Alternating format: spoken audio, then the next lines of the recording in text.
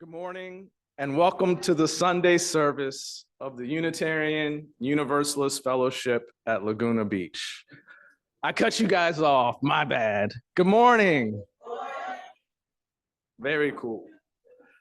The land on which we join together in worship is the ancestral and unceded territory of the Ahashiman and Tongva tribes. And we acknowledge these indigenous peoples as traditional land caretakers who in the face of settler colonialism continue to claim their place and act as stewards to protect their ancestral lands as they have for the past 8,000 years. We offer our gratitude to the people of the First Nations for their care of their earth, for their teachings, and with humility, we commit to learning and working on behalf of justice. My name is Don West Jr., and I will be your worship associate this morning. I am so very happy to welcome some of you in person. We have Carolyn Warman down from Sacramento. Welcome. I can't see it, but I have been told, and I take it that it is true that we have Oakley Frost from Georgia on the Zoom. So good morning and welcome, Oakley. And again, welcome to everybody this morning. Thank you to Dara, Skarecky, and Pam Floodman, who are helping us connect and make the sound and video possible for us here in the building and for everyone on Zoom.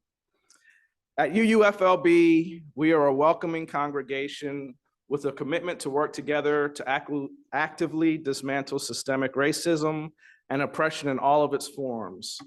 Unitarian Universalists subscribe to no single religious creed, but we have gathered a set of principles that guide us as we build a religious community together. The 8 principles that Unitarian Universalists affirm and promote are on the screen and on the back of your order of service. If you haven't already picked up an order of service, there's one on the table in the basket. Whoever you are, whomever you love, no matter your age or gender, your ancestral or ethnic background, and whatever sincere questions you bring with you today, whatever has brought you here this morning, we welcome you to our community of mutual caring and serious intent to grow as spiritual and ethical beings. A community which supports each of us as we work to make a difference in the world. Throughout this service, if you're here in the building this morning, I invite you to come forward and light a candle in the sanctuary in recognition of whatever it is that you may be carrying in your heart. Anywhere a Unitarian Universalist service is held, a chalice is lit. So we're going to light our chalice this morning.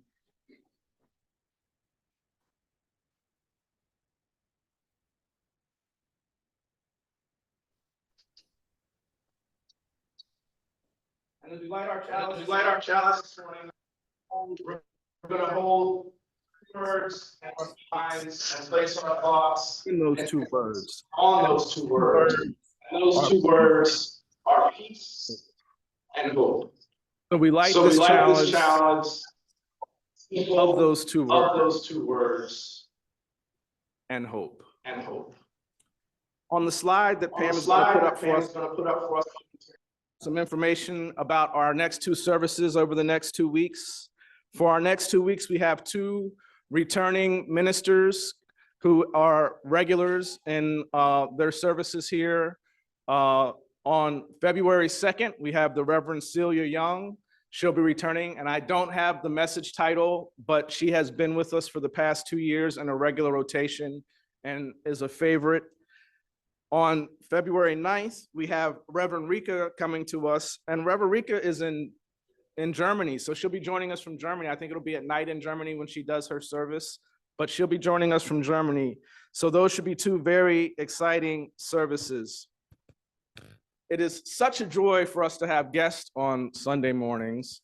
And if you are a guest and you would like to share with us your name and why you're here, I invite you to do that at this time.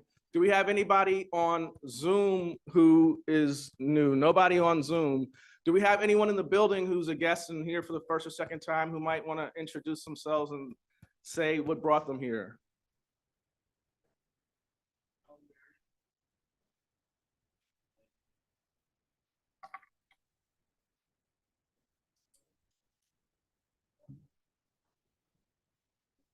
I'm going to repeat that for the people on Zoom. Alan and Linda, their children, they're here visiting. Welcome, welcome, welcome. At this time, we're going to take a few moments. We're going to get some wonderful music from our music director, Carol Cole, and we're going to go around and say hello to old and new friends.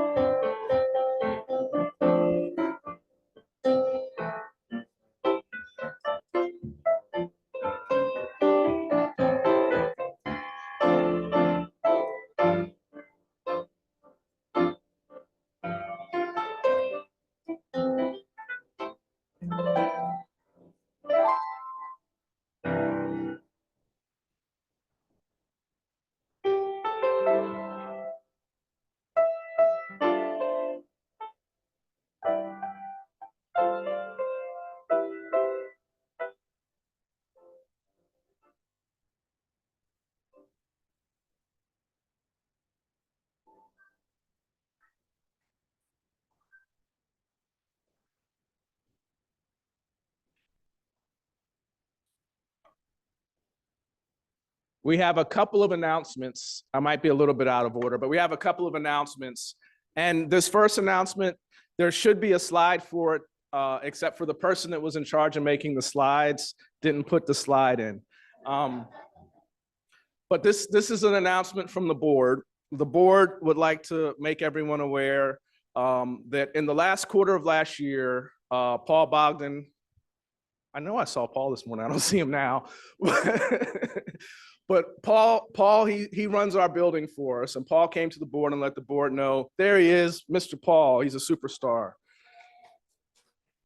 That we had some problems with our roof, and the roof had some leaks, and there were some other miscellaneous repairs that had to be done. So the board authorized for those repairs to be done. Our roof is completely intact, especially with the weather today. That's a very good thing. So the building is airtight. But what we had to do was we had to tap into our savings, and the cost for the repairs were $5,000. So the request from the board is, if we can, we would like to replenish our savings. We think that's a good thing to do. So we're starting a special building fund. The goal is $5,000. I made a really, really pretty slide to show you guys what I just said, but it's not there. But that is the first announcement, that we have a building fund for repairs that we did to replenish our savings. So if you're able, in the very near future, look into that building fund. On our Tithely online, there's a drop-down menu, and you can allocate the donation right to the building fund there if you like. Additional announcements every week on Monday at noon. Man, Paul, you are a superstar. Paul, he curates for us a marvelous conversation to build closer community. He is assisted by Candy. It's a place outside of this building to get to know everyone better. There's a check-in every week. So I encourage you to take part in that. Paul and Candy, they lead that effort for us on Monday. And then on the first Thursday of every month, we help out at the assisted living location with a meal. You don't have to prepare the whole meal. We only prepare components of the meal. And as a group with Tapestry, another congregation here in town, we assist with that meal once a month. And that's on the first Thursday, which is a couple weeks out from here. And are there any other announcements that I forgot to make or that no one brought to my attention before I got up here? Going once, going to, see? Rachel, what do you have?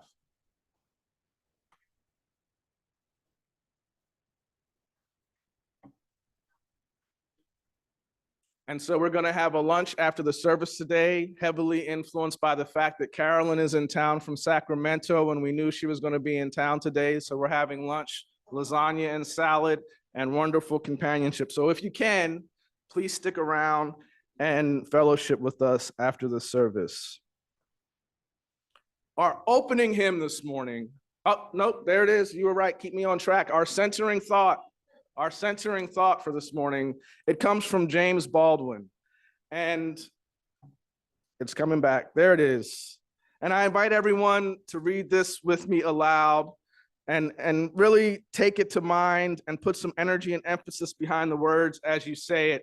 If you're on Zoom, I invite you to unmute your microphones and join in the cacophony, because when we join our voices together, they become more powerful. So here we go. This is from James Baldwin. Not everything that is faced can be changed, but nothing can be changed until it is faced. And now we will have our opening hymn, and our opening hymn is going to be number 1064, and we're going to be led in that opening hymn by the world-renowned and marvelous Carol Cole, Blue Boat Home. It's in the teal hymnal, but the words will be on the screen.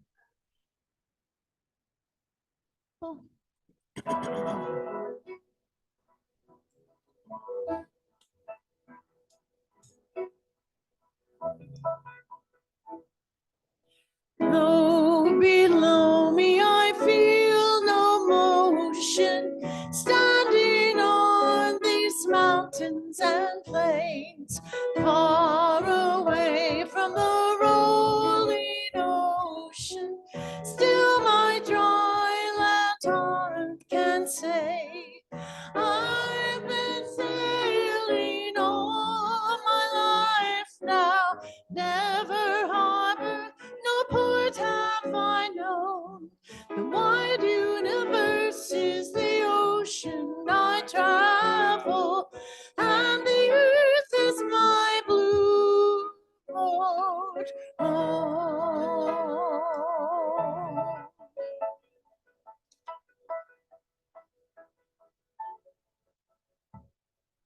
Sun, my sail, and moon, my rudder, as I ply the starry sea, leaning over the end in wonder, casting questions into the deep, drifting here with my ship's companions, all we kindred pilgrim soul, making our way by the lights of the heavens in our beautiful blue boat home.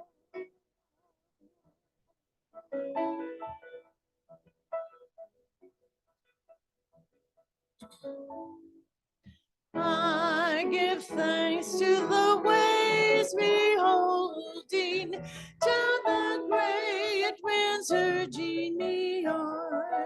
Greet the infinite sea before me, sing the sky my sailor's song.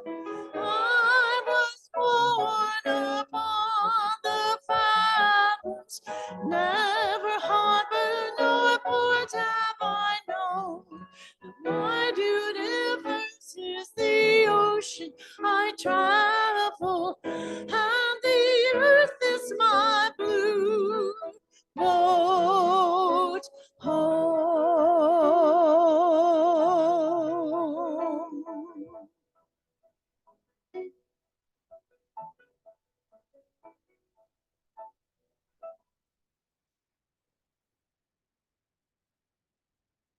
Thank you, Carol. Now is the time when we remind ourselves why we come together as a fellowship. I invite you to read these words if and when they feel right for you. The words of our unison affirmation will be on the screen. Again, if you're on Zoom, I invite you to unmute yourselves and join in with us. This, I believe, is the 2-screen version, so there'll be a second screen. And here we go. May we be reminded here of our highest aspirations and inspired to bring our gifts of love and service to the altar of humanity. May we know once again that we are not isolated beings, but connected in mystery and miracle to the universe, to this community, and to each other. So now is a time in our service where we're going to pause the recording and we're going to allow and open it up for our opportunity to share the joys and the sorrows that we've encountered since we last gathered together last week. To have you special time. We're going to restart our recording. And this self-governing and self-sustaining community, it is as much a blessing to give as it is to receive. And in this fellowship, we think it is our duty to do both and to do both well. So on the screen that's going to come up in front of you is a way for you to support the fellowship. And here in the building, the lovely Candy is going to go around and pass a basket.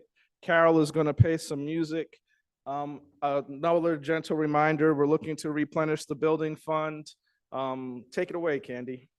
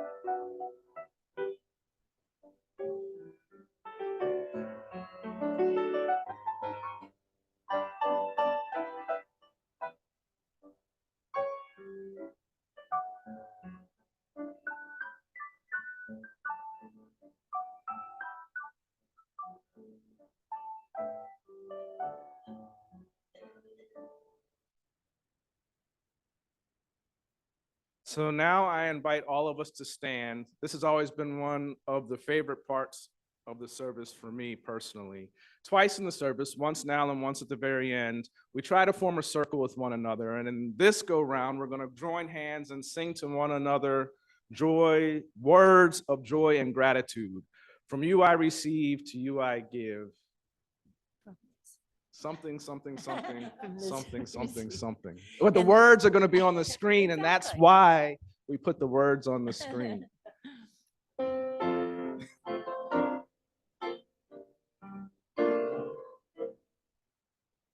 From you I receive, to you I give. Together we share, and from this we live.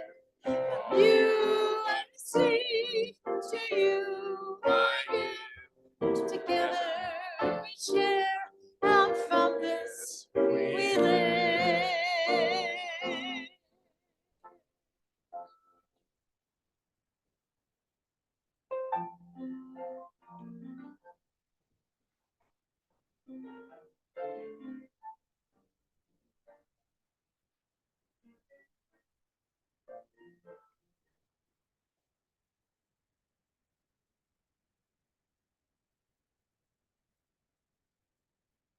Now, we're going to enter a time of meditation and or silent contemplation or prayer, whatever is your tradition. So I invite you to find a comfortable position. You can either close your eyes or enter into a slight gaze. Take a few deep breaths in and out.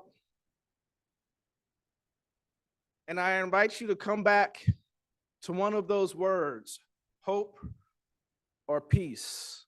And just hold those words as an intention in your mind as we breathe deeply for a few cycles of breath.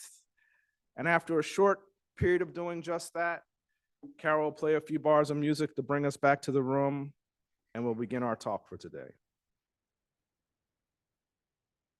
Breathe in, breathe out, breathe in, breathe out. Peace and hope. Keep breathing for just a few more moments.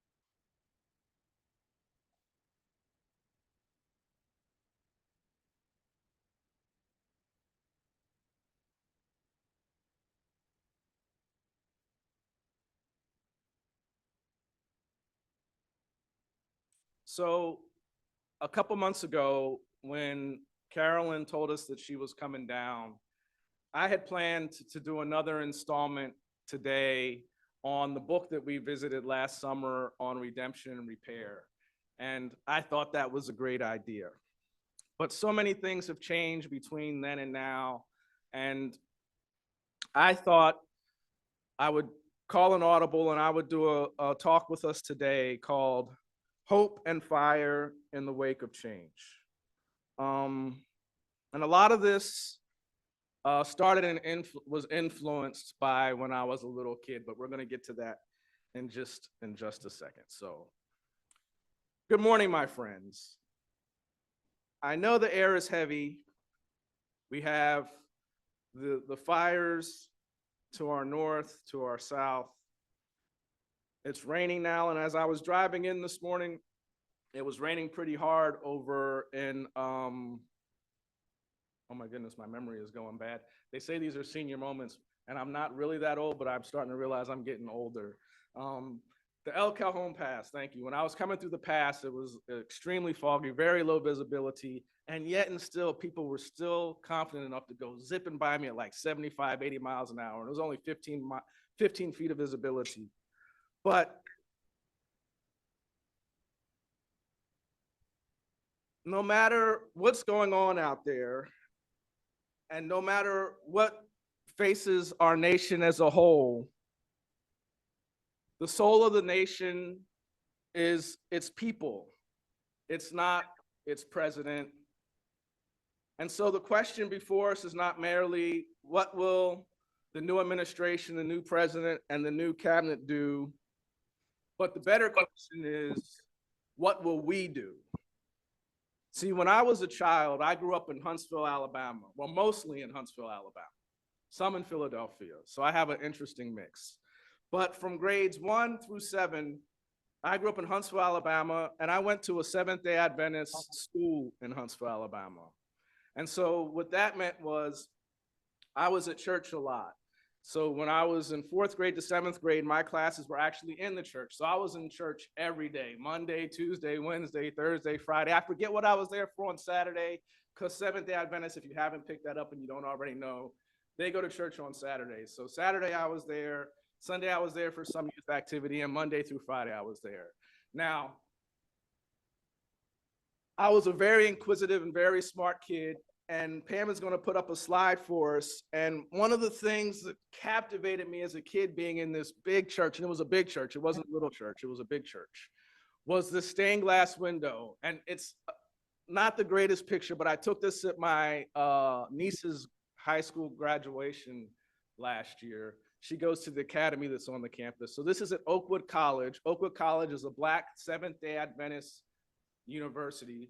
It's Oakwood University now. When I was a kid, it was Oakwood College. It's a Black Seventh-day Adventist university in Huntsville, Alabama. Another factoid, it was founded by a prophetess named Ellen G. White. They have another sister university, which is in Battle Creek, Michigan. That is the White University. This is the Black University. And this is where I grew up. My parents moved here because my dad was going to be a Seventh-day Adventist minister, and he was going to college. And this is where I went to elementary school. And this was one of the marvelous stained glass windows that I looked at every Sunday. They had Elijah, Jesus, David holding Samson set up, which is, I have all these pictures, but I didn't bore you with them. But this particular Moses, it really captivated. Moses, David, and Jesus were my favorite characters from the Bible because I grew up in a Christian background, if you haven't picked that up. Those are my favorite characters, but this one is a Moses.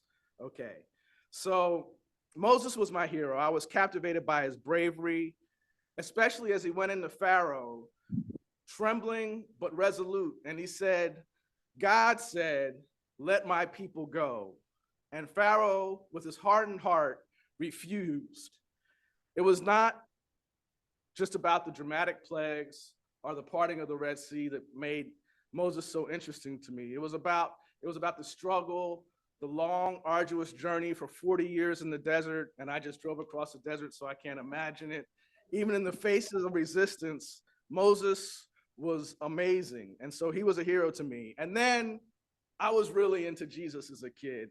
If you have to go to church every day and you have Bible school every day and you have to read a book with no pictures, when you get to a part where there's red letters, it gets really exciting. And so I was really excited by the red letters. And as a kid, I really thought the red letters were cool. They said things like, blessed are the meek, blessed are the merciful. His teachings were simple, and yet they were profound. They weren't about power or domination, but about love, compassion, and humility. And these concepts deeply resonated with my earnest, young, innocent, childlike heart. So now we have to fast forward, and my heart is not as young and as innocent as it was then. But last week, I want to take us to the National Prayer Service, where the Reverend Wright Marianne Buddy stood before the President of the United States and pleaded for mercy. Mercy for immigrants, mercy for children, mercy for those marginalized by our society. She evoked these very ideals that I just talked about that Jesus taught, that I thought were so cool as a kid. The Reverend asked for compassion. But what was the response? I was a little shocked, just a little, because it was a rejection. Not just a quiet dismissal, but a public rebuke, dripping with contempt. And for me, it stuck with me because I already told you it was a reminder of Pharaoh to me. So it stuck as a failure of leadership and the echo of the hardened heart that I saw in Pharaoh as a kid. And so I'm not trying to say that we're slaves in Egypt and we don't have actual physical chains of iron, but there is systemic injustice. There is inequality. There is a culture of contempt that threatens to pull us further apart. History has shown over and over again that there will always be those who harden their hearts to the cries of the vulnerable. But history also shows us something else: the enduring power of those who refuse to give up hope. So in my own personal reflections, I find a connection between Moses's burning bush moment and the challenges we face today. If you can put that slide up for me. So if you guys don't know the story of Moses, the story of Moses is in Exodus, which is in the Old Testament. And Exodus tells us that Moses was out and about one day and he came upon a burning bush. And the story says that that burning bush contained the voice of God, and that voice of God spoke to Moses. And I just learned this week, because every now and then, I'm Don West Jr., my father is Don West Sr. And every month or so, he'll send out an article or a devotional or something that he clips. And he sent out a devotional this week, and it actually had the story of Moses, and it was about the Exodus, and it had this term in it. Theophany. Oh my goodness, what is it, Dara? Theophany. Theophany are moments when God appears, and it often happens either vocally or physically to people. But Moses heard God's voice in the flaming bush, and it said, I have seen the misery of my people, so go now. And what that moment was, it was a calling for Moses. It was an instruction for Moses. And we live in a time when, and I'm sorry, I'm out of order. There's one more thing that I wanted to share with you guys. So the reason that Moses was so important, I usually use a lapel mic when I do this. The reason Moses was so important to me as a child was he had some of the best PR marketing. There was this movie with Charleston Heston. There was all this stuff. And I showed you guys the picture because everybody in the Bible, there's amazing stories, but everybody in the Bible when I was a kid didn't have a big stained glass window in the church. And then there was this song, and this is really important because images and music are really important. So as a child, the choir at my church was about 250 people big or large, or whatever the proper phraseology is for this particular conveyance. But these 250 people used to sing a song, and it was really powerful to me as a child. I didn't know a lot about the song, and that song was Let My People Go.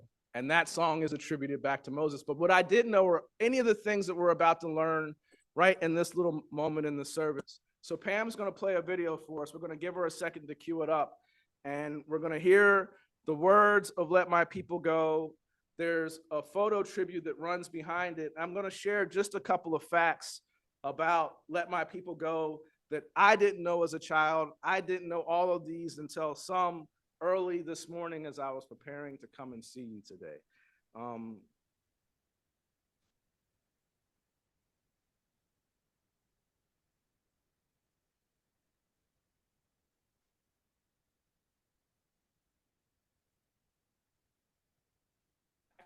Is, but there's several different stories, all attributed to either former, current, or escaped slaves in 1852.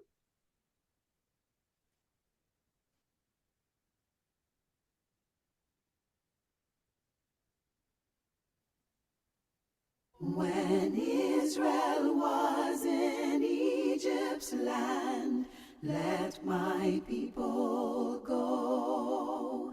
Oppressed so hard they could not stand, let my people go.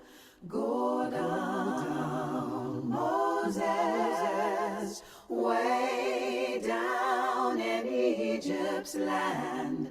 Tell Pharaoh, let my people go. Thus saith the Lord, bold Moses said, let my people go. If not, I'll smite your firstborn dead. Let my people go. Go down, Moses, way down in Egypt's land. Tell Pharaoh, let my people go. No more shall they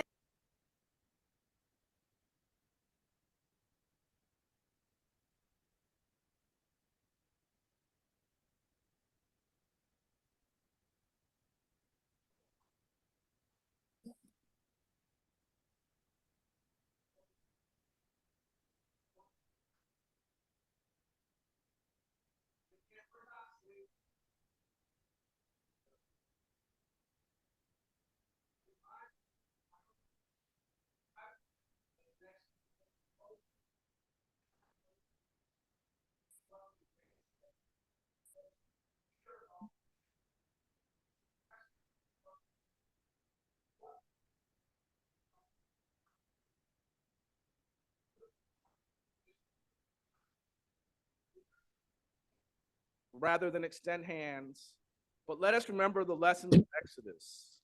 The journey toward justice is not easy. It is fraught with challenges, with setbacks, and with seemingly insurmountable obstacles. Yet, it is worth it. Reverend Bud's plea reminds us of timeless responsibility of leadership to serve, to show mercy, to bend the moral arc of the universe towards justice. And while the president may see himself as saved by God and making America great again, the true measure of greatness lies not in power or wealth, but in how we treat the least among us. As Unitarian Universalists, we are called to embody the ideals of justice, equity, and compassion in human relations. We are called to be the hands and feet of mercy in a world that often feels merciless. So today, I ask you to think about Moses, to think about Jesus, and to think about Reverend Bud standing in that cathedral, speaking truth to power, and think about what that means for you, here and now, to answer the call to justice. I remind you, as I remind myself, that we've all been here before. The battles of the past against segregation, against suffrage denial, against the tyranny of indifference did not break us. They tempered us.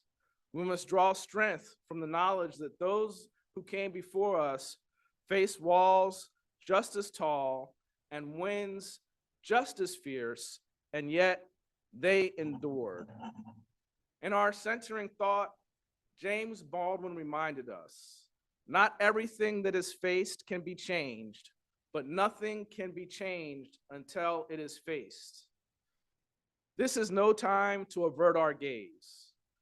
Let us face this moment head on with eyes unclouded by illusions and hearts unburdened by hatred. This gathering, a Unitarian Universalist community, is itself a testament to what is possible when people of different beliefs unite under the banner of shared humanity. Ours is a faith that calls upon the better angels of our nature, that speaks to the interdependent web of our existence, that reminds us that love is a verb. Let that love propel you forward. Faith, you see, is not passive. It is not a warm blanket that you can retreat under. It is a fire that compels us to action. We do not have the luxury of despair, because despair is the luxury of privilege. For those who are marginalized, survival is their act of resistance, and thriving is a revolution. So to uplift you today, I ask you to imagine a different tomorrow. Picture a world where compassion outweighs division, where leaders are stewards of the common good, not architects of exclusion. Such a world is possible, but only if we build it. So I charge you, speak truth, even when your voice shakes. Advocate for people and policies that reflect the inherent worth and dignity of every person. Resist the temptation to see your neighbor as your enemy. Instead, see them as someone who, like you, is caught in the web of history and the tides of uncertainty. Finally, let us talk of hope, not as a passive wish, but hope as an act of defiance. Hope is picking up the pen when the story seems lost. Hope is showing up to vote, to protest, to organize, even when the odds are long. Hope is believing in the possibility of change, not because it's guaranteed, but because it's necessary. So in closing, I leave you with this. America's soul is not lost, but it is being contested. And the outcome of that contest depends not on those in power, but on those who persist. So persist, speak, march, dream. Let us be together the architects of a brighter tomorrow. This is our burning bush moment. May we approach it with courage, with mercy, with Reverend Bud-like budness, and with the unshaken belief that a better world is not only possible, but inevitable if we are willing to fight for it. Amen, namaste, and blessed be.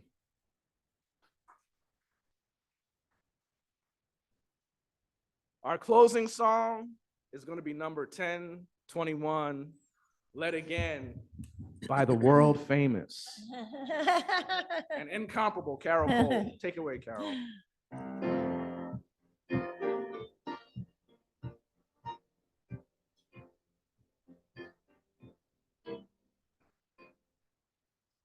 Sometimes in our lives, we all have pain, we all have sorrow, but if we are wise, we know that there's always tomorrow. Lean on me when you are strong.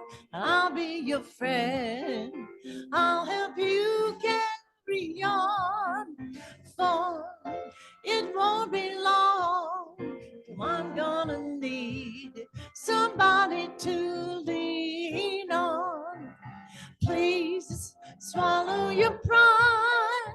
If I have things you need to borrow, for no one can fill those of your needs that you won't let show. Lean on me when you're not strong. I'll be your friend. I'll help you carry on. It won't be long. I'm gonna need somebody to lean on. If there is a load you have to share that you can't carry, I'm right up the road. I'll share your load if you just call me. Lean on me when you're not strong. I'll be your friend. I'll help you carry on. For it won't be long. I'm gonna need somebody to lean on. Just call on me, brother, when you need a hand. We all need somebody to lean on. I just might have a problem that you understand. We all need somebody to lean on.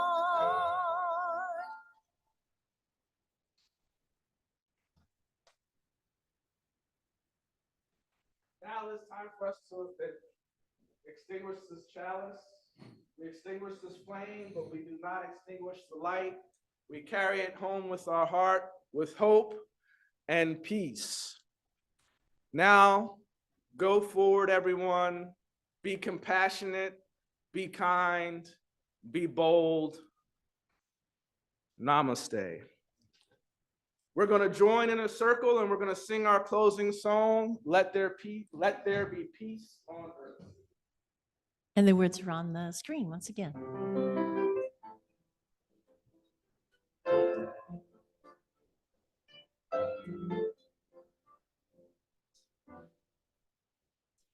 Let there be peace on earth. Let it begin with me. Let there be peace on earth. The peace that was meant to be. With earth as our mother, we are heavenly us walk with each other in perfect harmony. Let peace begin with me. Let this be the moment now. With every step I take, let this be my song and vow.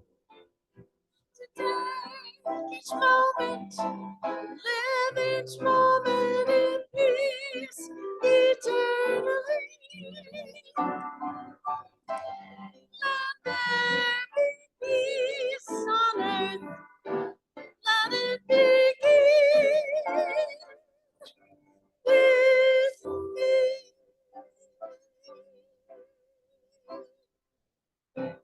Have a lovely day.